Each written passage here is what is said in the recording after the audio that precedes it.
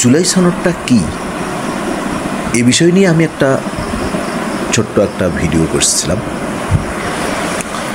স্বাক্ষরিত হওয়ার পরের দিনেই। তারপরেই সে ভিডিওতে অনেকেই মন্তব্য করেছেন যে জুলাই সনদের মূল বিষয়বস্তুটা কি, সেটা নিয়ে আর একটা ভিডিওর জন্য রিকোয়েস্ট করেছেন অনেকে। সো চাচ্ছিলাম যে সংক্ষিপ্ত আকারে অন্তত জুলাই সনদের মূল বিষয়বস্তুটা একটু তুলে ধরি, তাহলে আরও আমার দর্শকদের পরিষ্কার হতে পারবে। এখান থেকেই এই সাফল্যর পথ অনলাইন ইউটিউব চ্যানেলের মাধ্যমেই জুলাই সনদ সম্বন্ধে মোটামুটি একটা জানতে পারবে আর কি।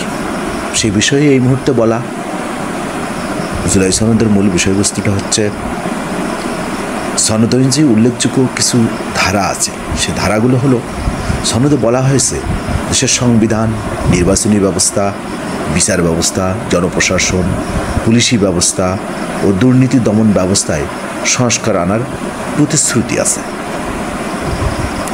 রাজনৈতিক দল, গোষ্ঠী ও সংস্কারের মধ্যে একটি ঐকমত্য ভিত্তিক দলিল হিসেবে এটি তৈরি করা হয়েছে। সংবিধান ও আইন ভিত্তিক গ্যারান্টি এবং সনদের প্রাসঙ্গিক বিষয়গুলোর বাস্তবায়নের জন্য রাজনৈতিক দলসমূহের কমিটমেন্ট এবং অঙ্গীকার আছে এখানে।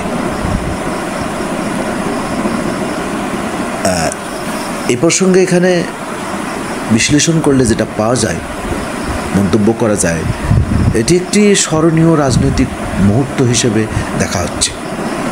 বিশেষ করে আমিও এটাকে মনে করতেছি।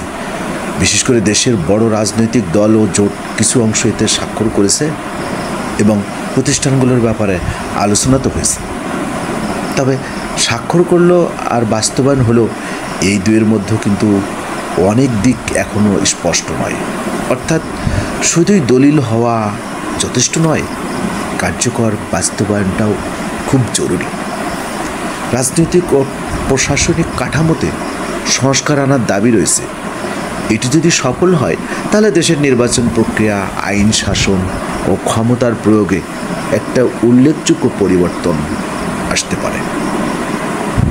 কিন্তু কিছু দল বা গোষ্ঠী এই সনদে স্বাক্ষর করেনি বা সংশয় প্রকাশ করেছে, যার কারণে পুরো দেশব্যাপী ঐকমত্যে প্রশ্নবিদ্ধ হতে পারে। সেটা দেখার বিষয়। সম্ভাব্য ভালো দিকগুলো কী কী হতে পারে? এ ধরনের দলিল রাজনৈতিক সংলাপ ও মত বিনিময়কে উৎসাহিত করে, যা গণতান্ত্রিক চর্চার জন্য ভালো, খুবই ভালো, একটা দেশের জন্য ভালো, এটা লক্ষণ ভালো আর কি। আর সংবিধান ও আইন প্রশাসন প্রক্রিয়ার দিকে মনোদৃষ্টি বাড়ছে, যা দীর্ঘমেয়াদে রাজনৈতিক স্থিতিশীলতা ও জবাবদিহি বাড়তে পারে। আন্তর্জাতিক পর্যটকের কাছেও এটি ইতিবাচক সিগন্যাল হিসেবে দেখা হয়েছে। উদাহরণস্বরূপ যেমন ইউরোপীয় ইউনিয়নের প্রতিনিধি বলছে এটি রাজনৈতিক ঐক্য সংস্কারের পথে বড় একটা অগ্রগতি। বেশ ভালো, এভাবে আমরাও চাই অগ্রগতির দিকে এগিয়ে যাক। তবে ভবিষ্যতের চ্যালেঞ্জ এবং এ বিষয়ে কিছু সতর্কও থাকা দরকার।